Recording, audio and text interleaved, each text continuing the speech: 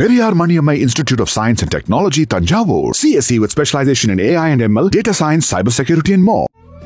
தமிழர்களின் number one choice Tamil matrimony. வாடிவாசல் திறக்கவே இல்லை. சூர்யா வெற்றிமாறன்ட்ட பவுண்டட் கொடுங்கன்னு கேட்டார். இப்போ வாடிவாசல் இல்லைன்னும் போது ஏதாவது ஒன்று பண்ணலாம் அப்படின்னும் போது சிம்புக்கு பார்த்தீங்கன்னா 49 அது டிராப் ஆயிடுச்சு. ஆகாஷ் பாஸ்கர் அந்த படத்தை தொடங்கினாரு. அந்த படம் பூஜையோட நின்று போச்சு. அந்த STR 50ங்கிறது எப்போ தொடங்கும் அப்படிங்கிறதுல ஒரு கேள்விக்குறி இருக்கு. இப்போ 49 இப்போ வெற்றிமாறன் படமா அமைஞ்சிருச்சு. ஸோ ஹேர் ஸ்டைலை மாற்றி தான் ஆகணுன்ற கட்டாயம் வெற்றிமாறன்ட்ட கதையை கேட்டு கொஞ்சம் தேதி தள்ளி போயிட்டே இருக்கும்போது வெற்றிமாறன் கொஞ்சம் வெறுப்பாகி சிம்புட்ட போய் கதை சொல்லிட்டார். சிம்பு இம்மீடியட்டா நான் அந்த படத்தில் நடிக்கிறேன் அப்படின்ட்டாரு. தனுஷ் இம்மீடியட்டா வெற்றிமாறனை கூப்பிட்டு என்ன நான் சொன்னேன் நீங்க எனக்காண்டி வெயிட் பண்ணாம ஃபர்ஸ்ட் ஆஃப் படத்தை பார்த்துட்டார். ரஜினி ஃபர்ஸ்ட் ஆஃப் படத்தை பார்த்துட்டு முழு திருப்தி. அதாவது ரஜினிகாந்த் பாத்தீங்கன்னா ஒரு படம் பார்த்துட்டா அவருக்கு அந்த படம் ரொம்ப பிடிச்சுன்னா ரொம்ப அப்ரிஷியேட் பண்ணுவார் அந்த டைரக்டர். அந்த மாதிரி லோகேஷை ரொம்ப எப்படி சொல்றது கட்டி பிடிச்சி சூப்பரா இருக்கு அப்படின்ற மாதிரி அப்ரிஷியேட் பண்ணியிருக்காரு. உண்மையாலுமே பாத்தீங்கன்னா படம் நல்லா வந்திருக்கு. முக்கிய தகவல்களை குறுஞ்செய்தி வாயிலாக தெரிந்து கொள்ள ஆதன் செயலியை டவுன்லோட் பண்ணுங்க. அதற்கான லிங்க் இந்த வீடியோக்கு கீழே டிஸ்கிரிப்ஷன்ல இருக்கு. ஆதன் சினிமாவுக்கு ஷாம்லாவோட ஒரு பெரிய வணக்கம். இன்னைக்கு நம்ம கூட சினிமா சம்பந்தப்பட்ட நிறைய விஷயங்களை ஷேர் பண்றதுக்காக ஆஸ்கார் மூவி ப்ரொடியூசர் மற்றும் சினிமா விமர்சகர் பாலாஜி பிரபு அவர்கள் தான் இணைஞ்சிருக்கிறாரு. இவர்கிட்ட நிறைய விஷயங்கள் பேச போறோம். வணக்கம் சார். வணக்கம். எப்படி இருக்கீங்க? நல்லா இருக்கேன். இப்போ டாக் ஆஃப் த டவுனா STR அவர்கள் இருக்கிறாரு. STR வெற்றிமாறன் அப்படிங்கிற அந்த காம்போவை பத்தி நிறைய விஷயங்கள் பேச போறோம். ஃபர்ஸ்ட் அந்த காம்போ எங்க இருந்து சார் ஸ்டார்ட் ஆச்சு? வாடிவாசல்ல இருந்து ஸ்டார்ட் ஆச்சு. வாடிவாசல் திறக்கவே இல்லை. அதாவது சூர்யா வெற்றிமாறன்ட்ட பவுண்டட் கொடுங்கன்னு கேட்டாரு. வெற்றிமாறன்ட்ட ஏன் சூர்யா பவுண்டட் கொடுங்க அப்படின்னா வெற்றிமாறன் பவுண்டட் ஸ்கிரிப்ட் வச்சுட்டு டைரக்ட் பண்ணுற பேட்டர்ன் கிடையாது. அவர் வேறு பேட்டர்னில் டைரக்ட் பண்ணுவார். அவர் ஸ்பாட்டில் போய் அது எப்படி இருக்கோ அதை எக்ஸிக்யூட் பண்ணி எடுத்துகிட்டு வருவார். அவருக்கு மனசுக்கு பிடிக்கணும். அப்போ தான் அவர் முழுமை அடைஞ்சால் மட்டும்தான் அவர் அந்த படத்தை முடிப்பார். அப்போ நிறைய டியூரேஷன் எடுத்துப்பார். இப்போ விடுதலையே எடுத்துக்கிட்டிங்கன்னா பார்த்தீங்கன்னா ரொம்ப ரொம்ப நீண்ட கால ப்ரொடக்ஷனில் இருந்துச்சு விடுதலை. பார்ட் 1 பார்ட் 2 2 வந்துச்சு. ரொம்ப வருஷம் ஆச்சு. விடுதலையிலே நிறைய டைம் ஸ்பெண்ட் பண்ணார். ஸோ சூர்யா கிட்ட இப்போ வாடிவாசல் கதையை வெற்றிமாறன் முதலே சொல்லிட்டாரு. அது ஓகே பண்ணலாம் அப்படின்னு சூர்யாவும் க்ரீன் சிக்னல் கொடுத்துட்டாரு. கிட்டத்தட்ட 2-3 வருஷத்துக்கு முன்னாடி பார்த்தீங்கன்னா வாடிவாசல் அட்வான்ஸ் எல்லாம் கொடுத்து தொடங்கிட்டாங்க. ஆனால் வெற்றிமாறன் ஒரு பவுண்டட் கொடுத்தா தான் நான் நடிப்பேன் அப்படின்னு பிடிவாதமாக சூர்யா இருக்காரு. சூர்யா ஏன் அப்படி பிடிவாதமாக இருக்காருன்னா அவர் அடுத்தடுத்த படங்கள் லைனப்ஸ் இருக்குது. இப்போ பார்த்தீங்கன்னா நம்ம 45 RJ பாலாஜி பண்ணுறாரு. அப்புறம் வெங்கி அட்லூரி படம் ஒன்று பண்ணுறாரு. இப்போ அடுத்து நிறைய லைனப்ஸில் இருக்காரு. அவர் தொடர்ந்து அடுத்தடுத்த படங்கள் பண்ணிக்கிட்டே இருக்கணும்னு நினைக்கிறாரு. இப்போ வெற்றிமாறனோட போய் வாடிவாசலில் கம்மிட் ஆனால் ஒருவேளை ஒரு வருஷம் 2 வருஷம் அப்படி டைம் ஆயிடுச்சுன்னா என்ன பண்ணுறது அப்படிங்கிற ஒரு யோசனை சூர்யாவுக்கு இருக்குது. அதுவும் இல்லாமல் சமீபத்தில் வந்த 1-2 படங்களில் ரெட்ரோலேருந்து கங்குவாலேருந்து சில படங்கள் பெரிய லெவலில் தோல்வி அடைஞ்சதுனால அடுத்து பண்ண போகிற படம் நல்ல படமாக இருக்கணும், சரியான படமாக இருக்கணும் அப்படிங்கிற ஒரு கால்குலேஷன் சூர்யாவுக்கு இருக்குது. அது சரியா தப்பா அப்படிங்கிறது நம்ம அந்த விவாதத்துக்குள்ளே போக வேண்டாம். ஆனால் அதனால் வெற்றிமாறன்ட்ட பவுண்டட் கேட்குறாரு. வெற்றிமாறன் பவுண்டட் சூர்யா கொடுக்க முடியல. காரணம் பவுண்டட் ரெடி பண்ணி போகிற பேட்டர்னில் அவர் டைரக்ட் பண்ணுறது இல்லை. ஸோ இதனால் அந்த படம் பிரேக்கப் ஆயிடுச்சு. இந்த சூழ்நிலையில் பார்த்தீங்கன்னா வெற்றிமாறனும் இம்மீடியட்டாக ஒரு படம் பண்ண வேண்டிய கட்டாயம். தானு பல வருடங்களுக்கு முன்னாடியே வெற்றிமாறனை கமிட் பண்ணி கிட்டத்தட்ட அட்வான்ஸ் இல்லை முழு பணமே கொடுத்துட்டாரு வெற்றிமாறன் டைரக்ஷனுக்கு. ஸோ இப்போ வாடிவாசல் இல்லைன்னும் போது ஏதாவது ஒன்று பண்ணலாம் அப்படின்னும் போது சிம்புக்கு பார்த்தீங்கன்னா 49 அது டிராப் ஆயிடுச்சு. அந்த படம் முழுக்க டிராப் ஆயிடுச்சு. ஆகாஷ் பாஸ்கர் அந்த படத்தை தொடங்கினாரு. அந்த படம் பூஜையோட நின்று போச்சு. அதுக்கப்புறம் அந்த படத்தில் நடிக்கிற ஐடியாவில் சிம்பு இல்லை. காரணம் நிறைய பிரச்சனைகள். ஆகாஷ் பாஸ்கரனுக்கு நிறைய பிரச்சனைகள்.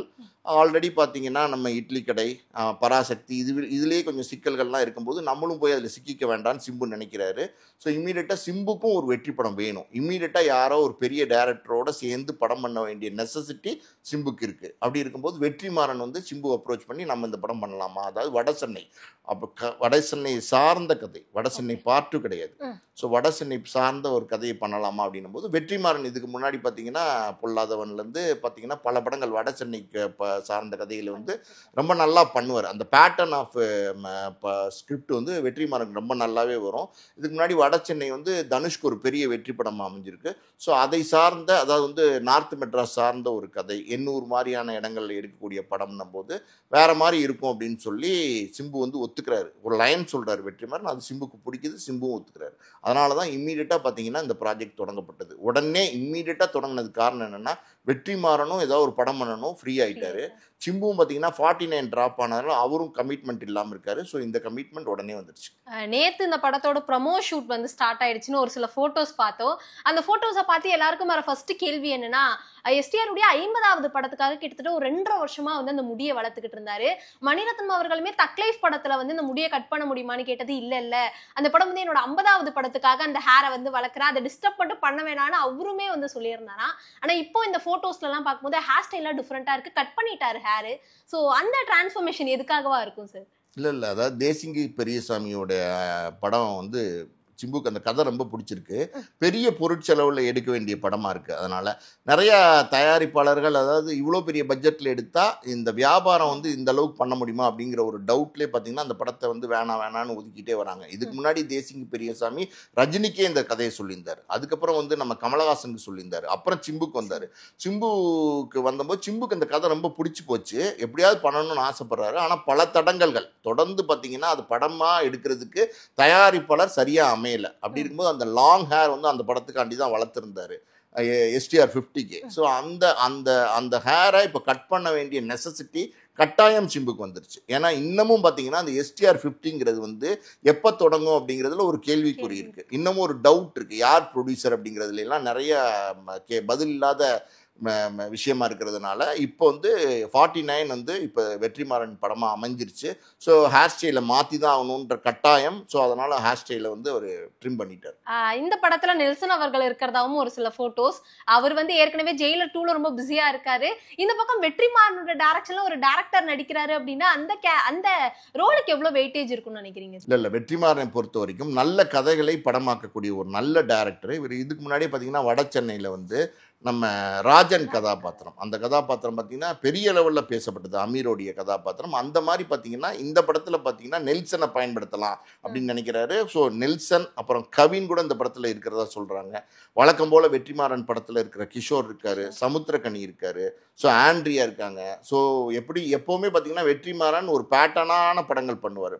ஒரு படத்துக்கு ஒரு படம் வேறு மாதிரியான படங்கள் பண்ணுவார். ஸோ அப்படி பண்ணுற வகையில் இந்த படம் வந்து வேற மாதிரியான படமாக இருக்கும். நிறைய பேர் கேட்குறாங்க இது வட சென்னையுடைய பார்ட் 2வா அப்படின்னு கேட்குறாங்க. ஆனால் நிச்சயமாக அது பார்ட் 2 இல்லை, இது வேற ஒரு டைப்பான கதை. இந்த படத்தில் வந்து சிம்பு வந்து ரொம்ப ஆக்டாக இருப்பாருன்னு நினைக்கிறாரு.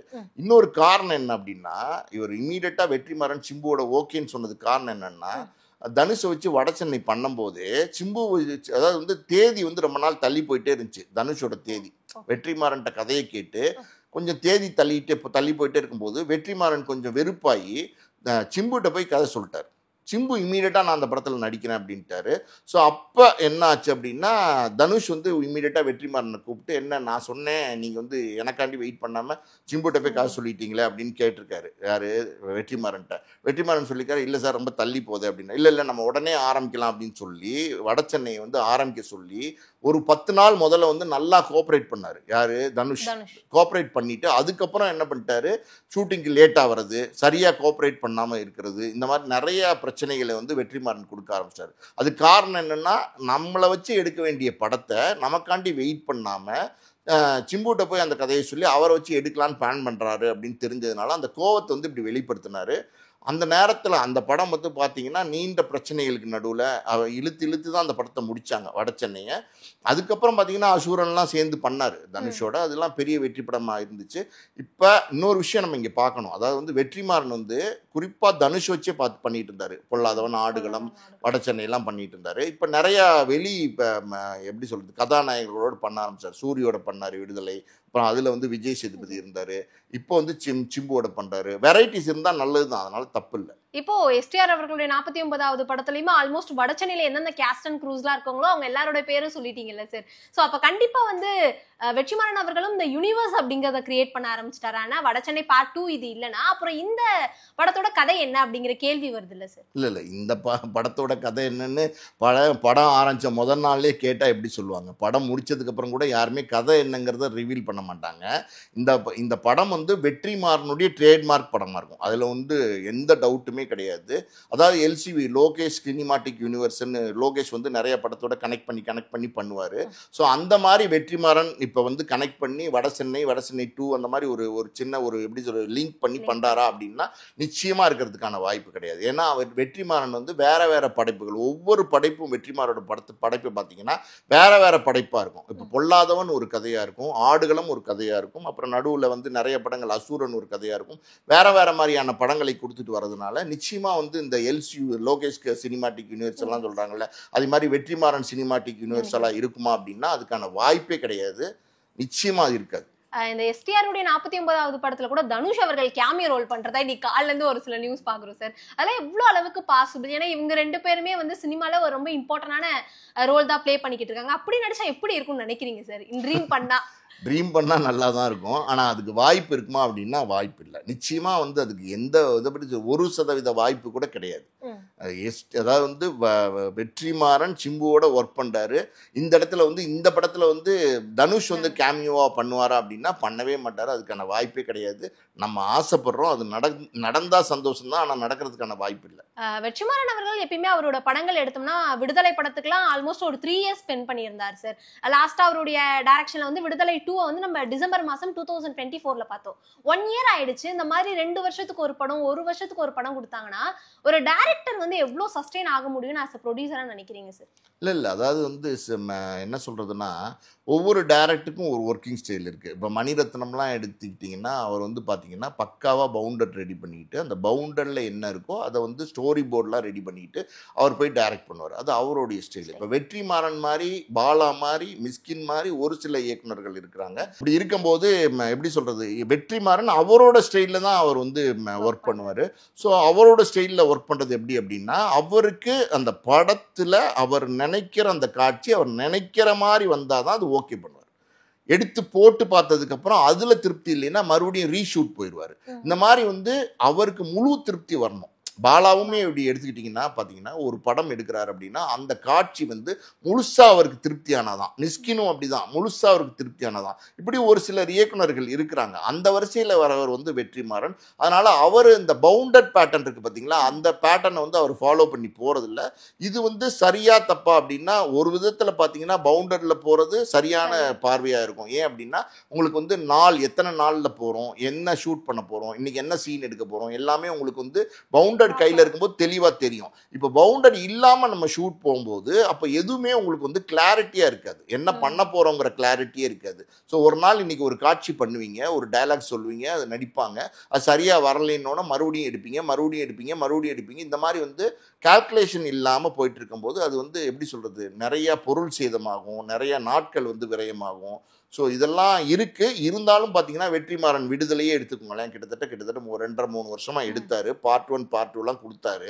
ஆனால் 2 பார்ட்டுமே ஓரளவுக்கு சக்ஸஸ் தான். பார்ட் 1 பெரிய வெற்றி படமாக இருந்துச்சு. பார்ட் 2 வந்து ஒரு எப்படி சொல்கிறது, தோல்வி படம்னு சொல்ல முடியாது, ஆனால் அதுவும் வந்து ஒரு ஆவரேஜான படமாக இருந்துச்சு. ஸோ வெற்றி கொடுத்துறாரு. அட்லாஸ்ட் வந்து வெற்றி கொடுக்குறாரு அப்படின்னா வெற்றி கொடுத்துறாரு வெற்றிமாறன்.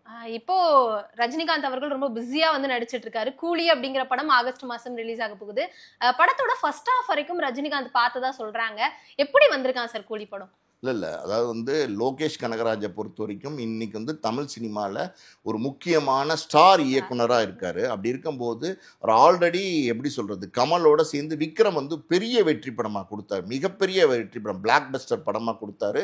இன்னும் சொல்லப்போனால் கமலோடைய கேரியர்லேயே ஒரு பெரிய படம். அதுக்கப்புறம் விஜயோட ஒர்க் பண்ணியிருக்காரு, அதுவும் வந்து சூப்பர் ஹிட் படமாக கொடுத்துருக்காரு. ஸோ கமலுக்கு இவ்வளோ பெரிய வெற்றி படத்தை கொடுத்த இயக்குனரை வச்சு ரஜினி வந்து தனக்கு ஒரு வெற்றி படத்தை கொடுக்க வைக்கணும் அப்படின்னு நினைக்கிறாரு. எப்போவுமே பார்த்தீங்கன்னா ரஜினி வந்து ஒரு கால்குலேஷன் ஒன்று பண்ணுவார். அந்த கால்குலேஷன் என்ன அப்படின்னா இன்னைக்கு யார் சக்ஸஸ்ஃபுல்லாக இயக்குனர்கள் இருக்கிறாங்களோ, யார் சக்ஸஸ்ஃபுல்லாக மியூசிக் டைரக்டர் இருக்கிறாங்களோ அவங்களோட சேர்ந்து ஒர்க் பண்ணுவார்.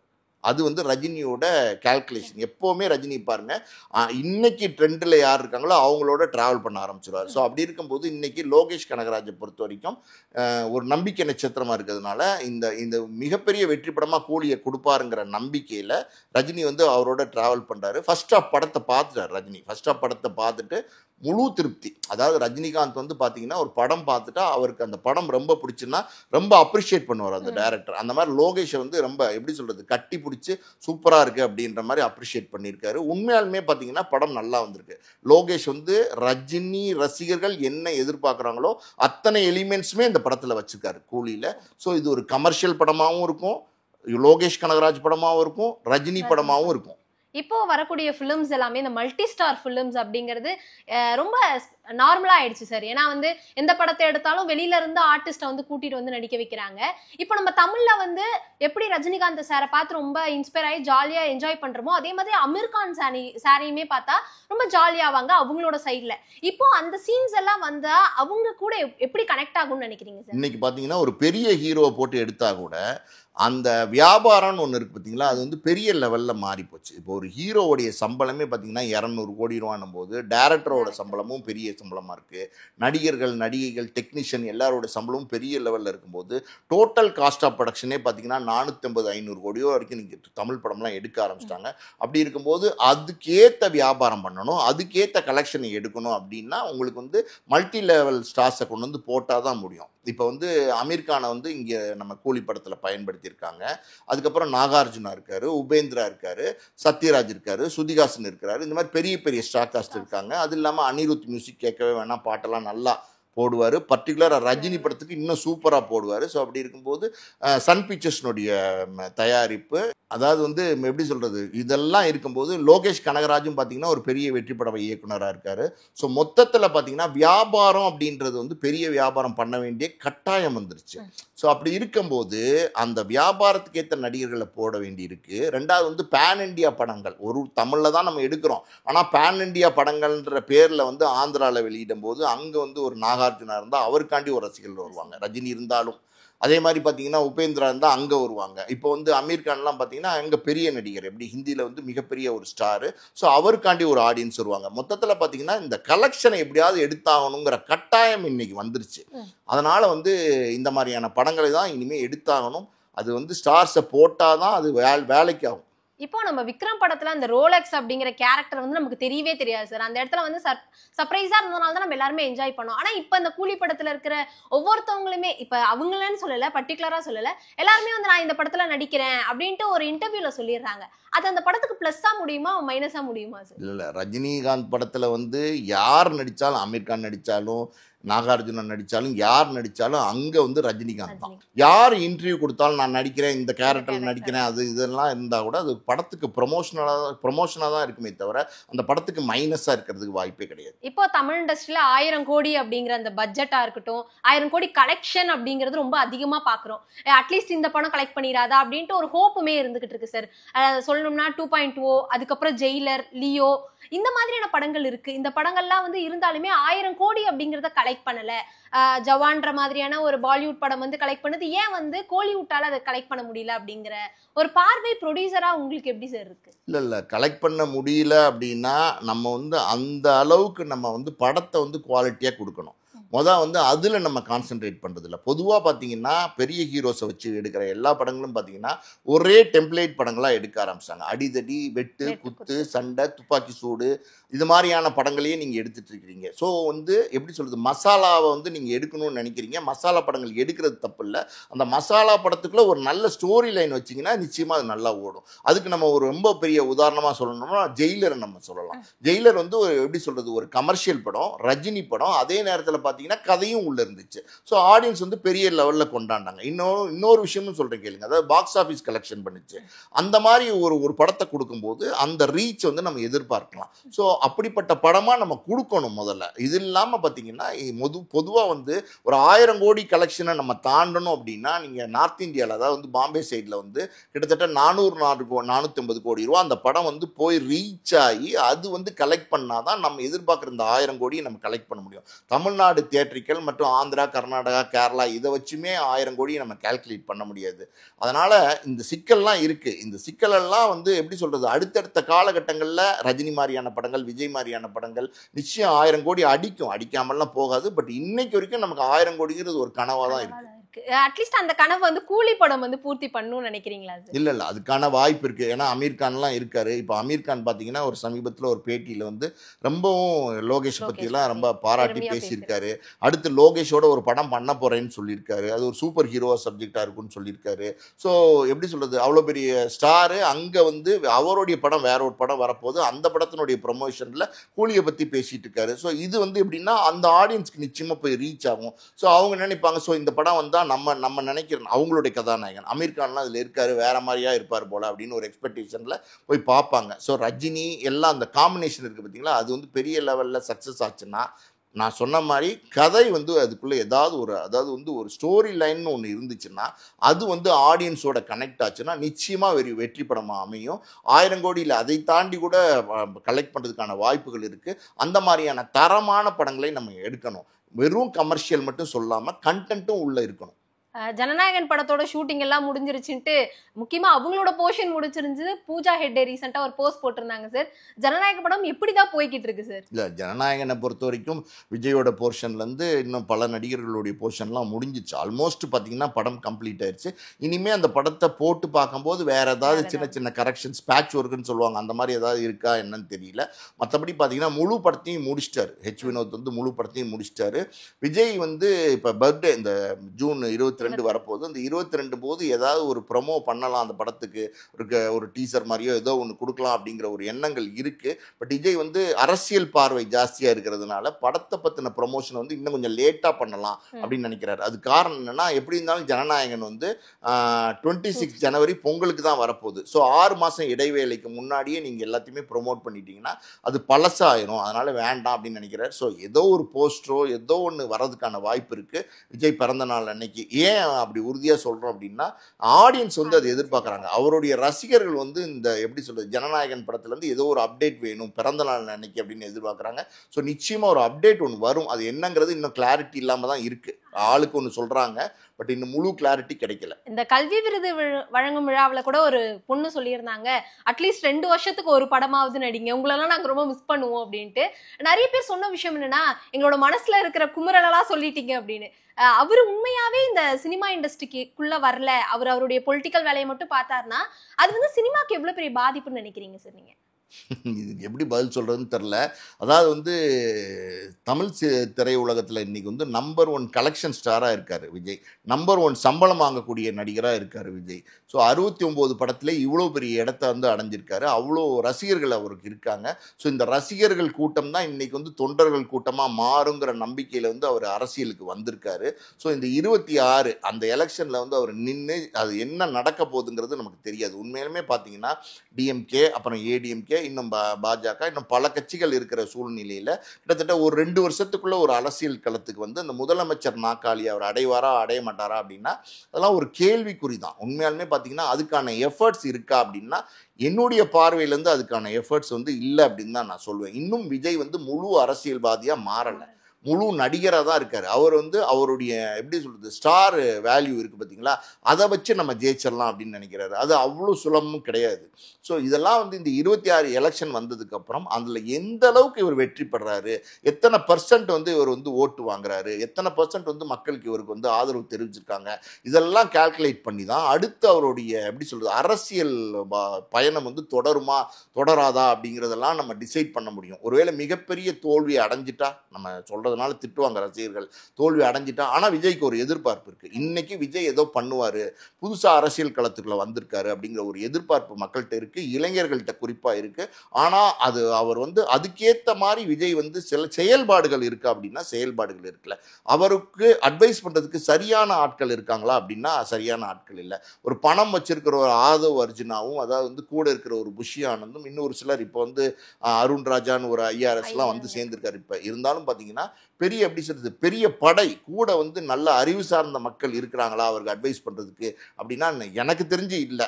ஸோ இதெல்லாம் பார்த்தீங்கன்னா எப்படி சொல்கிறது, கமலஹாசன் மக்கள் நீதி மையம் வந்து டார்ச் லைட்லாம் அடித்து பார்த்தாரு. அப்போ வந்து நான் வந்து எல்லாத்துக்கும் எப்படி சொல்கிறது மாற்றுக் கட்சியாக இருப்பேங்கிற மாதிரி சொன்னார். ஆனால் இன்னைக்கு கமலஹாசனோட நிலைமை என்னன்னு எல்லாருக்குமே தெரியும். இப்போ எம்பி ஆகிட்டாரு. அது ஓகே, ஒரு கட்சியில் சேர்ந்து எம்பி ஆக வேண்டிய சூழ்நிலை. ஆனால் பார்த்தீங்கன்னா அவருடைய மறுபடியும் சினிமாவுக்கு நடிக்க வந்துட்டார். அதனால் இனிமே வந்து விஜய் வந்து இந்த அரசியலுக்குள்ளே வந்து இனி என்ன நடக்க போகுது அப்படிங்கிறது தெரிஞ்சு தான் நீ அதாவது சினிமாவா அரசியலாங்கிற டிசிஷனுக்கு அவர் வருவார். என்னுடைய கேள்வி நீங்கள் கேட்டிங்கன்னா, எங்கிட்ட நீங்கள் கேட்டிங்கன்னா, நிச்சயமாக வந்து விஜய் வந்து மறுபடியும் படத்தில் நடிக்க வருவார். ஆனா உங்களோட பார்வையில அவருடைய திரை பயணம் எப்படி இருக்கு சார்? 69 படங்கள் நடிச்சிருக்காரு. குட்டீஸ்ல இருந்து பெரியவங்க, அதாவது 6ல இருந்து 60 வயசு வரைக்கும் அவரோட ஃபேன்ஸ் இருக்காங்க. எங்க பார்த்தாலும் விஜய் அப்படிங்கிற பேரை கேட்டாலே எல்லாருக்கும் கிரேஸ் இருக்கு.